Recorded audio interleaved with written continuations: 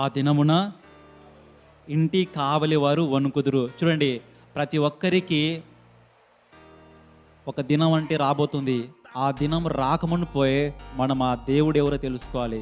ఇదిగో ఇన్ని రోజులు నా ఇష్టానుసారంగా నేను జీవించాను, నా కన్నులకు కనపడిన వాటన్నిటిని చేశాను, హృదయంలో ఏది అనుకుంటే అది చేశాను అనుకుని జీవించిన వ్యక్తి, ఇదిగోనయ్యా ప్రతి ఒక్కరి జీవితంలో ఒక రోజు అంటూ రాబోతుంది. ఆ రోజు వచ్చిన రోజు నువ్వు ఒకసారి ఆలోచించు. ఆ దినం రాకముందుపే నువ్వు రక్షణ పొందని చెప్పేసి ఈ మాటలు చెప్తున్నానండి. ఆ దినమున ఇంటి కావలి వారు వణుకుదురు. ఎవరు వాళ్ళు కావలివారంటే? ఇంటి కావలివారంటే ఎవరు? ఇల్లు అంటే ఎవరో కాదండి, ఈ కుండ, ఈ మట్టి దేహం, ఈ దేహమే ఇల్లు. ఇంటికి కావలివారంటే చేతులు వణుకుతాయంట, చేతులే కావలి వాళ్ళు.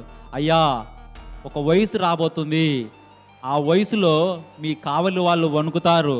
అప్పుడు స్తోత్రం చెల్లించుడి అని మీరు క్లాప్స్ కొట్టలేరు, చప్పట్లతో మీరు దేవుని గణపరచలేరయ్యా. ఆ చేతులు వణుకుతాయి, పని చేయలేరు. ఆ దినము రాకమునిపే నీవు నీ దేవుణ్ణి నమ్మాలి, దేవుడు ఎవరో తెలుసుకోవాలి, ఆ దేవుని కోసం జీవించాలి.